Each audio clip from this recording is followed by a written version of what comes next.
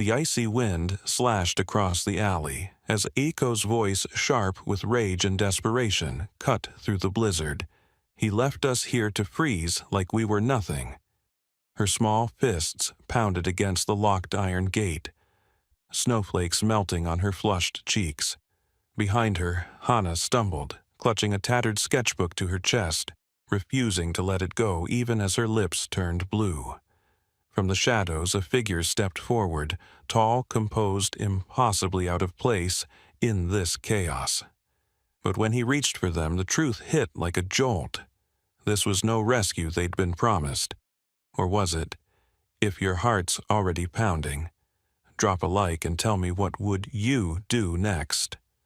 The wind howled through the streets of Edinburgh, carrying with it shards of icy rain that seemed to cut through the very bones.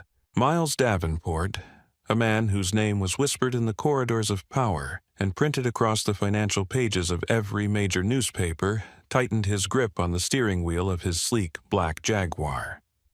Even for someone accustomed to controlling billion-dollar mergers with a calm hand, this weather was testing him. The city hadn't seen a storm this fierce in over a decade. His headlights barely pierced the wall of sleet as he wound his way through the outskirts toward his estate on the edge of Arthur's Seat, a location he had chosen for its breathtaking solitude. Miles had always been a solitary figure. Despite his enormous wealth and influence, or perhaps because of it, he had learned to live apart from the world. His mansion stood on a rise above the city, its stone walls weathered by centuries but fortified with modern luxury. He had invested millions in restoring it, not for entertaining guests. He rarely had any, but for the quiet. Privacy was his currency, and he spent it lavishly. However, on that night his journey home would be interrupted in a way he could never have anticipated. As he approached the tall wrought iron gates that marked the boundary of his property, the beams of his headlights caught something strange. Two small shapes huddled near the stone gatepost, barely distinguishable through the swirling snow. At first he thought they were stray animals, some poor creatures driven to his gates by the cold. But as the distance closed, the truth became chillingly clear: they were children. Miles slammed on the brakes, the Jaguar skidding slightly before stopping. He stepped out, and the icy wind hit him with such force it stole his breath. His expensive wool coat was no match for this biting cold, but he didn't hesitate. The shapes resolved into two girls no more than 7 years old, dressed in threadbare coats with snow crusted along the hems. Their faces were pale lips tinged blue, their small bodies trembling violently. "What on earth are you doing out here?" Miles asked, his voice sharper than intended, a reflex born of shock. The girls didn't answer. One clutched the other's hand tightly as if any separation would be unbearable. Their eyes, large, frightened, and eerily identical, fixed on him with a mixture of wariness and desperation. Without waiting for a reply, Miles shrugged off his coat and wrapped it around both of them, the warmth seeming almost too little too late. He scooped them up in his arms, feeling their frail weight, and carried them through the storm toward the mansion. The door opened before he could even call out. Mrs. Whitaker, his long-serving housekeeper, had heard the car pull up. Her eyes widened as she took in the sight. "Good heavens, sir. Where did they—" "At the gate," Miles interrupted, stepping inside and kicking the door shut against the wind. The warmth of the grand foyer enveloped them, but the girls' shivers did not subside immediately. Mrs. Whitaker moved quickly, fetching blankets and a kettle for tea. Miles carried the children into the drawing room, where the fire blazed in the marble hearth, and set them gently on the deep leather sofa. As the heat began to reach them, he saw them more clearly. They were twins, identical down to the way their hair curled damply at the edges. Yet, even in their identical features, subtle differences emerged. One's gaze was direct and almost defiant, while the other's eyes darted around, absorbing every detail, yet speaking volumes in their silence. "Don't be afraid," Miles said quietly, surprising himself with the softness in his tone. You're safe now." However, safety was a relative concept, and as Mrs. Whittaker wrapped the girls in thick blankets and set steaming mugs of cocoa in their hands, Miles's mind raced. Children did not simply appear at the gates of a reclusive millionaire's estate in the middle of a storm. Someone had brought them here, and for reasons he could not yet guess. Outside, the storm raged on wind, shrieking through the chimneys like some ancient ghost. Inside, a strange new presence filled the rooms, one that neither Miles nor his carefully constructed life had been prepared for. He sat in the high-backed chair opposite the sofa, studying the girls as they slowly sipped their cocoa. He thought of his own childhood, of the long, cold winters after his parents died, when his only refuge had been in the unyielding silence of boarding schools. Finally, one of the twins spoke, her voice steady but small. "We were told you could help us." Miles leaned forward, elbows on his knees. "Who told you that?" The girl hesitated, her eyes flicking to her sister before she answered. "Our stepfather. He said you were rich and kind, and that you might give us a home." It was such a peculiar combination of flattery and abandonment that Miles almost laughed, but the weight of the situation pressed the reaction back down. "And where is he now?" The girl shrugged slightly, the gesture too mature for her age. "Gone. He left us at your gate and drove away." Miles sat back, the firelight flickering across his face. It was one thing to make a large donation to a charity or fund an entire wing of a hospital. It was another to be handed the living, breathing embodiment of someone else's failure. Yet, as he looked at the two fragile forms wrapped in his coat and Mrs. Whittaker's blankets, a thought settled in his mind, quietly but firmly. No matter what else had been true about his life up to this point, tonight had changed everything. And while he could not yet see where this road would lead, he knew instinctively that turning these girls away was not an option. Outside, the wind continued its relentless assault, but inside the walls of Miles Davenport's fortress of solitude had already begun to crack. The fire had burned low, casting the drawing room in a softer amber light. Miles Davenport sat in silence, letting the girls drink their cocoa, their small hands wrapped around the mugs as though they feared the warmth might vanish if they let go. They had not spoken much since their startling confession about the stepfather, and Miles, in his way, knew better than to push too hard too quickly. Trust was not something that could be demanded. It had to be earned, like the slow warming of the body after hours in the cold. He studied them, the quiet one, Hannah, now leaning her head against the arm of the sofa, her eyes heavy but alert, and the other Aiko sitting upright as if determined not to surrender to sleep in a stranger's home. The names had come reluctantly, after much coaxing from Mrs. Whittaker. There was something about the way they spoke them, too, almost as if saying them aloud was a way of holding on to themselves when the world seemed intent on taking everything else away. Miles's mind wandered back unbidden to his own youth. After his parents' sudden death, he had been shipped off to a boarding school in Surrey, where the days were as gray as the stone walls and the nights colder than the winter air. Adults had made decisions for him without explanation, and though his needs were met, there had been no warmth in the provision. It had taught him early that security without kindness was like a room without light, functional but suffocating. Perhaps that was why the sight of these two shivering children stirred something deeper than mere pity. However, pity alone would not solve the immediate problem. There were legalities to consider, procedures that would demand explanations neither he nor the twins were ready to give. Children abandoned at the gates of a reclusive millionaire's estate. It was the sort of story tabloids would devour, twisting fact into spectacle. Miles had spent years avoiding unnecessary attention. Now, these girls threatened to drag his carefully managed privacy into the public glare. Still, his questions multiplied. Who was this stepfather? Why had he chosen Miles of all people? The man's claim that Miles was rich and kind was almost laughable. His reputation in the business world leaned heavily on the rich part, far less on the kind. It was true that he had given millions to charities, but always at a distance, always through formal channels. Yet here were two living, breathing recipients of an entirely different kind of plea, one that required not money, but involvement. Aiko finally broke the silence, her voice low but clear. "Our mother is in the hospital."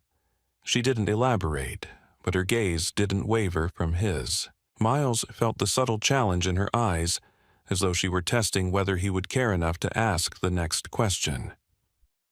"What happened?" he asked, leaning forward. She had an accident. A car hit her while she was walking home from work. She hasn't woken up since."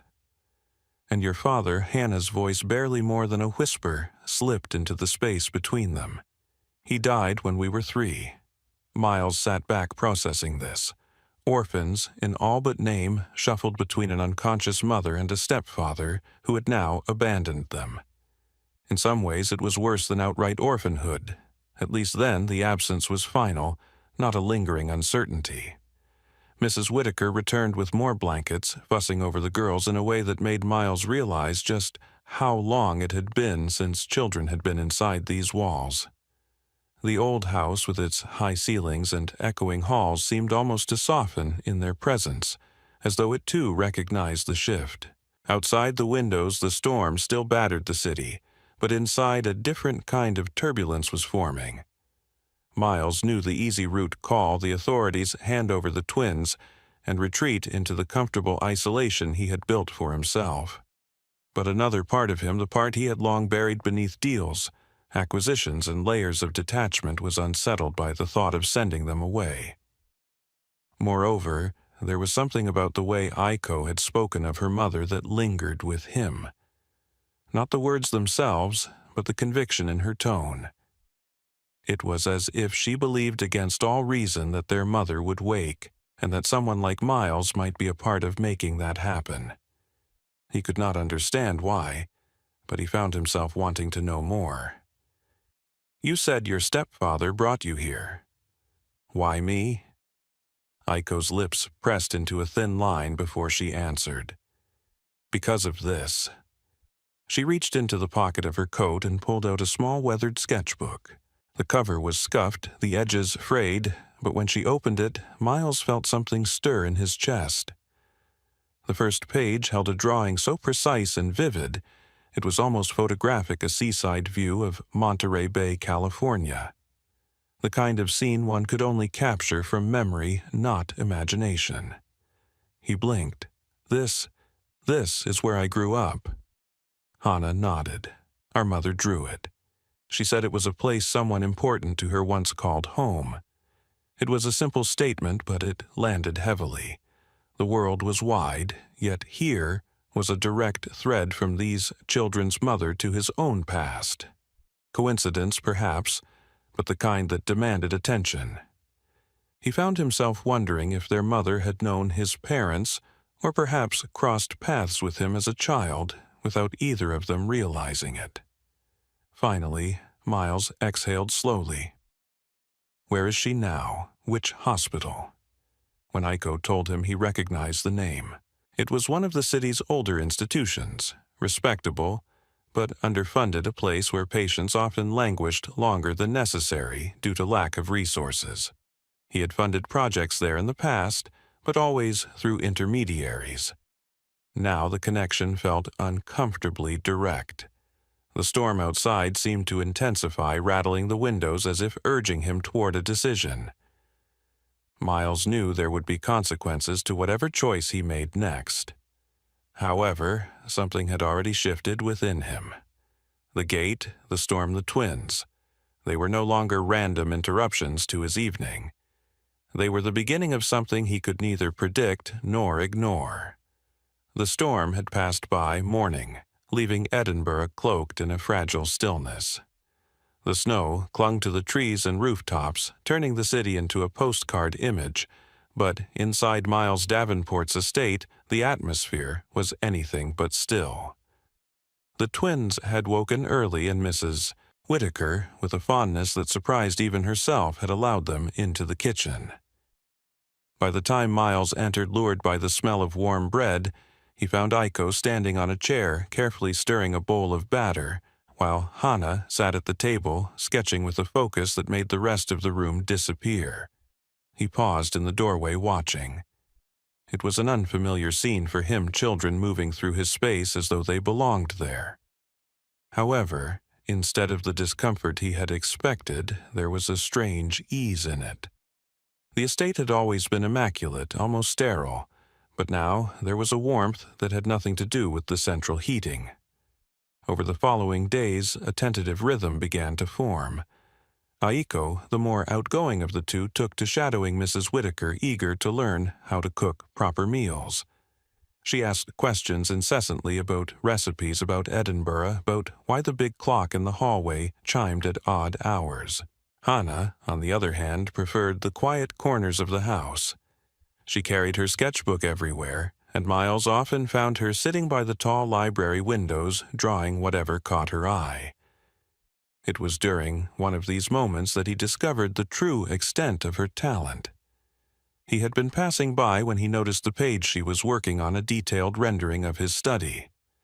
Every item was captured perfectly, from the grain in the mahogany desk to the faint crease in the leather of his chair. But there was something else, too, in the drawing. A shaft of sunlight streamed in through the window, illuminating a vase of fresh flowers that did not exist in reality. "You've added something," he remarked gently, stepping closer. Hannah looked up, unafraid. "It's how it should be," she said simply. It was then he began to understand. She wasn't just copying what she saw, she was recreating it, as she felt it ought to be, infusing each scene with a touch of hope or beauty, as if her drawings could repair the imperfections of the world. However, their time together was not without tension. One afternoon, Miles had to step out for a meeting in the city. He returned to find Aiko in tears in the foyer, Mrs. Whittaker trying to console her. Hannah had slipped out through the side gate without telling anyone, and the winter light was already fading. They found her in the park nearby, sitting on a bench sketching a frozen pond. When Miles asked why she had gone, she only shrugged. "I needed to see something else," she said, as though the explanation was self-evident. Incidents like that reminded him that their trust in him was still fragile, and that their lives before his home had been unpredictable enough to make running away seem like a reasonable act. Building bonds would require patience, and he was learning that the hard way. Outside the safety of the estate, other forces were beginning to stir. Miles began receiving calls from acquaintances, some curious others prying about the children seen entering his property during the storm. The stepfather had not reappeared, but questions were being asked, and not all of them in good faith. Edinburgh was a city of old money and older gossip, and the sudden arrival of two vulnerable children in the care of one of its most reclusive figures was bound to draw attention. In the midst of this, Mrs. Whittaker suggested a visit to the hospital. "If you're serious about helping them," she said, "you should meet their mother. It will tell you more than any story could." The trip was sobering. In the sterile white of the hospital room, their mother lay pale, and still machines quietly marking the passage of time. Aiko stood at her bedside holding her hand, while Hannah placed a fresh drawing on the table, a picture of their mother sitting up, smiling, sunlight spilling over her face.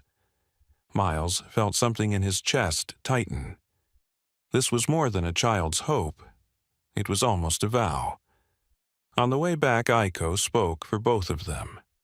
"We think, if she sees the right picture, she might come back to us." Miles didn't argue, though his rational mind dismissed the idea. Still, he could not ignore the conviction in her voice. Back at the estate, he found himself making small adjustments, clearing a room to serve as an art space for Hannah, ensuring the kitchen was stocked with ingredients Aiko liked to use, rearranging his schedule to be home more often. These were not grand gestures, but they were deliberate, and they signaled something even to himself. He was no longer a passive participant in their lives. However, it was during a late-night phone call that the stakes began to rise. An old acquaintance in the art world mentioned a rumor someone in London was seeking young prodigy artists for a high-profile exhibition, and a man had been making inquiries about talented twin girls in Edinburgh. The description was unmistakable. Miles didn't share this with the twins immediately, but it planted a seed of unease. Whoever this was, they knew enough to start looking, and his home was no longer the unassailable fortress it had once been. Protecting the girls would require more than kindness. It would require vigilance. In the quiet after that call, he walked past the library and saw Hannah asleep in the armchair, her sketchbook open on her lap. On the page was a drawing of the three of them, Hannah, Aiko, and himself, standing together at the gates of the estate, the storm long gone, the sky clear. It was, he realized, not just a scene but a possibility. And in that moment he knew he would do whatever it took to make it real. The confrontation came not with the subtlety of whispers, but with the blunt force of a public accusation. It began when Miles Davenport received a formal letter from a law firm in London declaring that the twin stepfather had secured legal representation to reclaim custody. The letter was dressed in the language of concern and parental rights, but underneath the legal jargon, it was nothing more than a thinly veiled attempt to regain control over the girls, and Miles suspected over whatever value someone believed they could extract from their talents. The court hearing was set for 3 weeks later, a compressed timeline that left little room for comfort. Miles had never been a man to shy away from negotiations, but this was no business deal. This was a matter of two lives he had come to care for, far more than he had anticipated. He hired Eleanor Reeves, one of Scotland's most respected family lawyers, a woman known for her relentless preparation and ability to dismantle false narratives with precision. However, the legal fight was only one front. The twins had begun to pick up on the tension, and Aiko confronted Miles one evening in the library. "You're going to send us back, aren't you?" She asked, her voice carefully neutral, but her eyes betraying the fear she could not hide. Miles crouched so they were at eye level. "No," he said without hesitation. "Not if I have anything to say about it." It was a promise he hadn't yet made aloud, and hearing himself say it crystallized his resolve. In preparation for the hearing, Eleanor urged him to gather character witnesses and any evidence that would demonstrate the girls' welfare under his care. Mrs. Whittaker agreed to testify, as did Dr. Morris, the physician who had examined the girls after the storm and documented their malnourishment and exposure. More unexpectedly, Takeshi, a journalist who had been quietly investigating the stepfather, came forward with a trove of damaging information. He had discovered that the man had been in contact with a notorious art dealer in London, the same one rumored to be searching for child prodigies. It was clear the stepfather's sudden interest in the twins had little to do with paternal affection. The climax came during the exhibition that had been arranged at the city's gallery, a charity event Miles had initially agreed to, so the twins could display their work. It was meant to be a celebration, a way to give them confidence before the looming court date. The room was filled with patrons, the walls adorned with Hannah's most captivating drawings, each one radiating a warmth that seemed to soften even the iciest of guests. However, as Hannah and Aiko stood before their latest piece, a collaborative work that merged Hannah's intricate lines with Aiko's bursts of color, Miles saw the stepfather enter. He was flanked by the London dealer, their expressions a mixture of greed and calculated charm. They approached the girls as if they were long-lost relatives at a reunion, their hands outstretched, their voices syrupy with false affection. Miles stepped forward, placing himself between them and the twins. The conversation was quiet but sharp, each word measured. The dealer spoke of opportunities and future prospects, as though the girls were commodities, not children. The stepfather chimed in about rights and family, his voice dripping with self-justification. Miles countered with the truth that family was not defined by blood alone, but by presence, protection, and love, a truth the stepfather had long since forfeited. The moment of emotional rupture came when Hannah, normally so quiet, spoke up. She held up the drawing they had just finished and said, "We made this for him," nodding toward Miles. "Because he's the one who stayed." The simplicity of her statement cut through the room like a blade. People stopped to listen, and in that silence the stepfather's pretenses collapsed under the weight of his own absence. 2 days later the hearing commenced. The courtroom was austere, the air thick with formality. Eleanor presented the case with unflinching clarity, weaving together testimony, medical reports, and Takeshi's investigative findings. The opposition tried to frame the stepfather as a man struggling to reunite with his family, but the inconsistencies in his story unraveled under cross-examination. The judge, a stern but perceptive woman, listened carefully, her eyes flicking between the documents and the faces before her. When it came time for Miles to speak, he didn't reach for eloquence.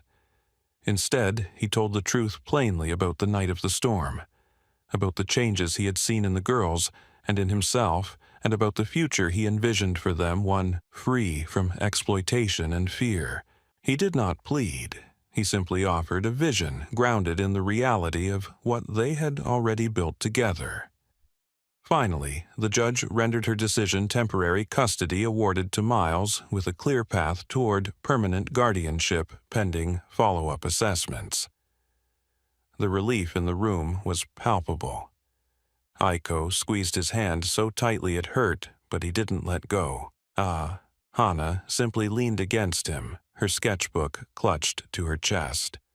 Outside the courthouse, the snow had begun to fall again, soft and slow this time.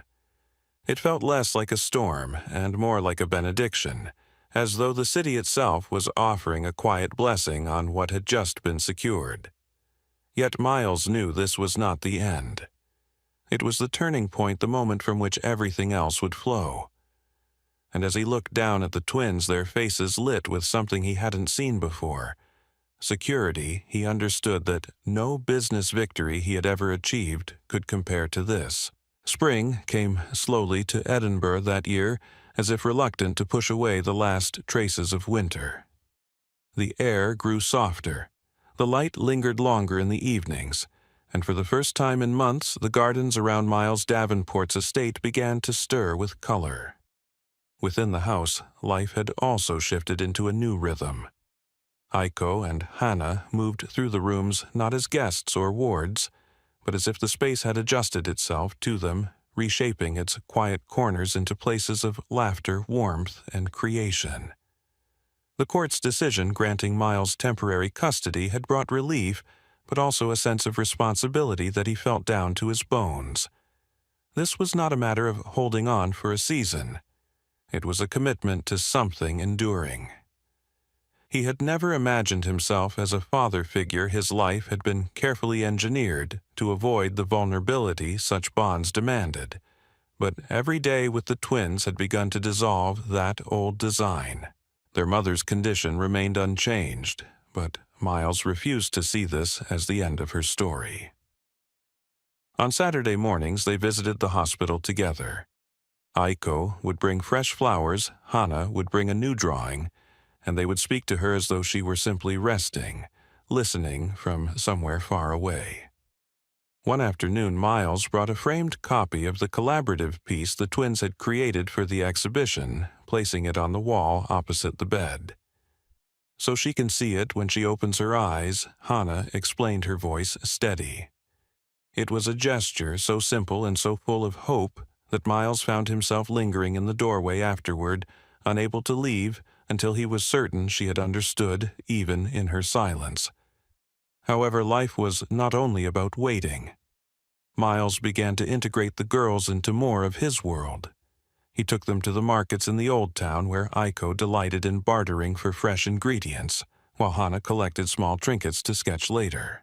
They visited the library at the University of Edinburgh, wandered the galleries of the Scottish National Portrait Museum, and spent afternoons in the park feeding the swans. In these moments, Miles noticed how their guardedness had begun to fade. Aiko's laughter came quicker. Hannah's drawings grew brighter, and both of them started speaking about the future in ways that suggested they finally believed they had one. Still, there were reminders of how fragile this stability was. A letter arrived from the stepfather's solicitor conceding the current arrangement but hinting at a possible appeal. Miles didn't show it to the girls. Instead, he filed it away and redoubled his efforts to create an environment so safe and grounded that any outside threat would feel powerless. Protecting them was no longer a matter of law, it was a matter of love. One crisp morning in early April, Mrs. Whitaker proposed something unexpected, entering the twins into a community art showcase at the local cultural center. "It's not about winning," she told Miles. "It's about letting them share what they've been building here." At first, he hesitated. Public attention had been risky before, but the girls' excitement was immediate and contagious. They worked for weeks, often side by side in the art room Miles had set up for them, Hannah's careful lines merging with Aiko's bold strokes in ways that seemed almost symbolic of the life they were weaving together. The showcase became more than just an event. It was a quiet declaration. Parents and children wandered through the exhibits, pausing at the twins' piece, a sprawling canvas, depicting the estate in spring, its gates open, the gardens alive with blossoms. In the center, three figures stood together, Miles, Aiko, and Hannah, beneath a sky streaked with light. The simplicity of it drew people in, but it was the feeling it carried that made them linger, a sense of belonging, hard-won and deeply cherished. As they stood together in front of their work, Hannah slipped her hand into Miles's. "It's not just a picture," she said, "it's what we have now." Later that month, during one of their hospital visits, something changed. It was small at first, a flicker of movement, a shift in breathing, but enough to draw the nurse's attention. Miles held the girls back gently as the medical staff checked vitals, but his eyes stayed fixed on the bed. The doctor explained that it was too early to predict recovery, but that responses like these were promising. That night, after the twins had gone to bed, Miles sat in his study staring at the Monterey Bay sketch that had started everything. He realized that the gift everyone spoke of wasn't just Hannah's talent or Aiko's energy. It was the way they had drawn him out of his own self-imposed exile, reintroducing him to the messy, unpredictable, profoundly human work of caring for someone else. By the time summer arrived, the estate was transformed. The once quiet halls now echoed with music, conversation, and the occasional thud of a dropped paintbrush. Miles had begun running part of his business from home, rearranging his life so that presence rather than absence defined his days. The final proof of change came during the city's annual festival. The three of them stood together on the Royal Mile, watching the parades pass by, the air filled with the sound of pipes and drums. Aiko pointed out performers she wanted to see next year. Hannah sketched the crowd with quick, sure lines, and Miles found himself imagining that future without the old hesitation. Finally, as the evening light settled over the city, Hannah handed him her sketchbook. On the page was a new drawing, the three of them in the garden, their faces turned toward the sun with the gates of the estate open wide. Beneath it, in small, careful letters, she had written, "Home." Miles closed the book gently, feeling the weight of what they had built together. This wasn't just survival. It was the beginning of a life messy, unpredictable, and immeasurably better than the one he had before. And for the first time in years, he knew he would never trade it for anything. In the end, what began as a night defined by ice and isolation became the start of something far greater than any of them could have imagined. Miles Davenport, once the guarded millionaire who kept the world at arm's length, had found himself transformed by two small figures shivering at his gates. Aiko and Hana, the twins abandoned in a snowstorm, had walked into his life with little more than a threadbare coat, a sketchbook, and an unshakable bond with each other. Over time, they had given him something far rarer than fortune purpose. The battles they faced were real legal threats from a manipulative stepfather, whispers from the outside world, the uncertainty of their mother's condition. But those challenges had only strengthened the ties between them. Miles had stepped into roles he had never planned for advocate protector, and in a quiet way, father. The girls in turn had taught him what it meant to let someone in to replace the cold walls of solitude with the warmth of belonging. Hana's art became more than a talent. It became a language they all spoke. Through each drawing, she showed how she saw the world not just as it was, but as it could be. Aiko's bright energy breathed life into every corner of the estate, proving that resilience often wears the face of joy. Together, they reshaped Miles's once empty home into a place filled with laughter, creativity, and shared moments. As spring unfolded into summer, their visits to the hospital remained a ritual. Even though their mother's recovery was slow each day, they arrived with something new. A drawing, a story, a bouquet, to remind her and themselves that hope was not a fragile thing, but a steady choice made over and over again. Miles often lingered in those rooms, realizing that these small acts of care were as powerful as any grand gesture. In the quiet moments, he would look back on that first night and marvel at how close he had come to letting them slip away. It would have been safer to send them to someone else's care. But safety without connection, he now understood, was a hollow kind of protection. By choosing to step into their storm, he had discovered a life richer than any ledger could record. The lesson in their story is clear. Sometimes the greatest changes in our lives arrive not through careful planning, but in the form of unexpected interruptions, often messy, inconvenient, and demanding more of us than we think we can give. It is easy to turn away to say, "This isn't my responsibility." But when we dare to engage to shoulder part of someone else's burden, we often find that we are the ones transformed. In our modern lives, where routines are tight and distractions constant, we may not be faced with snowstorms or abandoned children at our gates. But opportunities to act with courage and compassion still appear in a neighbor who needs help, a friend who has fallen silent, or a stranger whose situation demands empathy over judgment. The challenge is to recognize those moments and choose to lean in rather than look away. Miles's journey reminds us that wealth is not measured solely in money or possessions, but in the relationships we cultivate and the lives we touch. His story is not about rescuing others from the cold, but about how opening the gates literally and figuratively can thaw the coldness within ourselves. So, as you think about their story, ask yourself where in your own life might you be called to open a door, to offer a hand, to become the person who stays when it would be easier to walk away. Those choices, however small, can change not just someone else's path, but your own. If this story has moved you, inspired you, or made you think about the unexpected ways we can change each other's lives, I invite you to support this journey. Subscribe to the channel, leave your thoughts in the comments, and share this story with someone who might need a reminder of the power of compassion. Your support gives us the motivation to keep bringing you stories that touch the heart and spark the courage to act.